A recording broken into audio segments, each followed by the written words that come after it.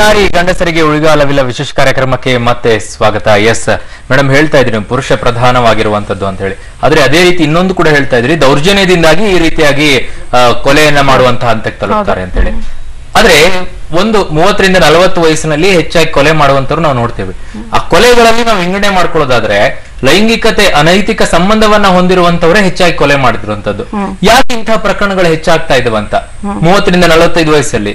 ಅಂದ್ರೆ 30 ರಿಂದ 40 ವಯಸ್ಸು ಅಂದ್ರೆ ಒಬ್ಬ ಮಹಿಳೆ ಒಂದು ಮೆಚುರಿಟಿಗೆ ಬಂದಿರ್ತಾಳೆ, ಅಂದ್ರೆ ಜೀವನವನ್ನ ನೋಡಿರ್ತಾಳೆ, ಕಷ್ಟ ಸುಖ ಅಂತ ಏನು ಗೊತ್ತಿರುತ್ತೆ. ಅಂದ್ರೆ 30 ರಿಂದ 40 ಅಂದ್ರೆ ಒಂದು ಧೈರ್ಯ ಇರುತ್ತೆ ಅಷ್ಟೇ, ದಟ್ ಇಸ್ ಆಲ್, ಅನುಭವ ಆಗಿರುತ್ತೆ. ಸೊ ಅದಕ್ಕೆ will take extreme step. But ಈ ಕೇಸ್ಗಳಲ್ಲಿ ನಾವು ನೋಡೋದಾದ್ರೆ ಅನೈತಿಕ ಸಂಬಂಧವನ್ನು